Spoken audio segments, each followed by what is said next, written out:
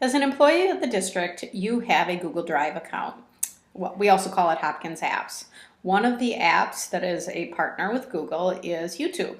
So if you're on your Google Drive page and you're logged in, you will see in the upper right-hand corner what I call the square of squares. If you click on the square of squares, you'll see the other apps associated with Google Drive.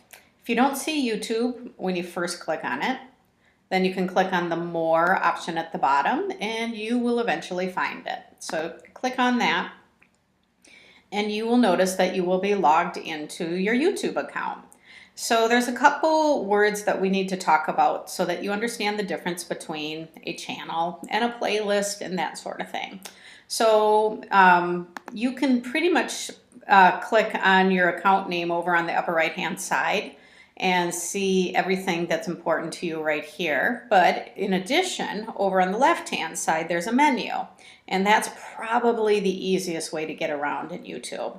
So first of all, I'm going to click on My Channel, and we're going to talk about what a channel is.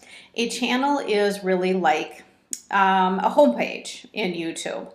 And it's highly customizable. So for example, I could click and add a channel art, like a banner, which I don't have. And you can make it public or you could make it private or available with a link. And you could add a little video. So if you were like a professional speaker and you wanted to have something about yourself, you could do that here. All of these things are ways to customize your channel. So your channel is a homepage, and you probably don't need to necessarily do anything in your channel. It depends on how much of a personality or a profile you want to have in YouTube.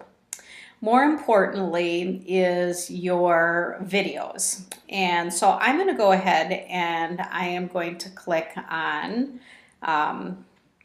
what should I click on? So when I click on my channel, I'll click on playlists. Now you're going to start out with no playlists.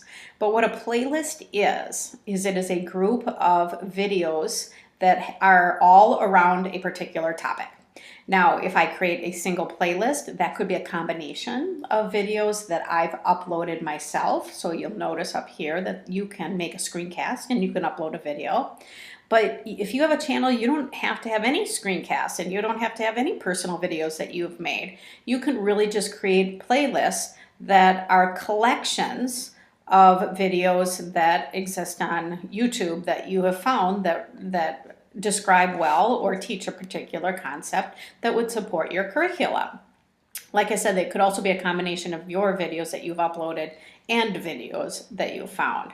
So let me talk a little bit about playlists, because I'm gonna, you could click new playlist here, but I'm just gonna show you one that I've created already. So I'm gonna click on Hopkins Apps in Education, and it lists those particular videos in the playlist.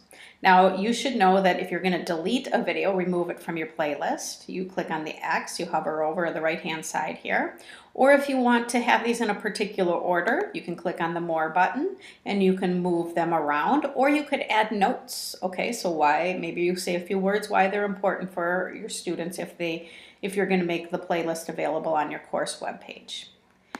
In addition, you have your playlist settings. So if I click on that, that's where you can decide whether you want to make this public, or if you want to make it available with a link, you could make it unlisted or private. And you have ways that you can order the videos if you don't want to manually order them. So those are all options in here. So I'm going to cancel this. Now, lastly, you can click on the share option. This is really important because when I click on that, if you were going to make this playlist available on your course webpage, this is the link to the playlist. But in addition, you can embed a video window that allows the students to get to all of the videos in your playlist. So that is the embed option with a code that we call HTML. So that is something that can be placed on your page, as well as the link. All right, so that is your playlist. And again, those are collections of videos around a particular topic. Now, if you are surfing in YouTube, so let's say that I was looking for an introduction to Google Drive. And I found this video and I didn't have time to watch it. And so maybe I would want to look at it later, I could click on any video, and I'm going to pause that. And I can go down to this section below the video window, and I could say add to, and one of my default playlists is going to be watch later. So if I click on that, now I have 2 videos in there. So if over time I revisit my channel, so I'm going to go click on my channel again, and you notice that I have 2 watch later videos that I maybe are going to decide if I'm going to put them in one of my playlists. So if I wanted to do that, I could click on watch later, and then I find that video again and I click on it, and then I could add it to a playlist that is pre-existing. So again, this watch later default playlist is for you to quickly add things that you might want to review at a later time. So it's kind of important. So last thing I wanted to tell you is that if you find a channel that has amazing videos, so for example, let me just say I'm looking for some Moodle videos, and let's say Moodle quizzes. All right, and let's say that I go and I find this video.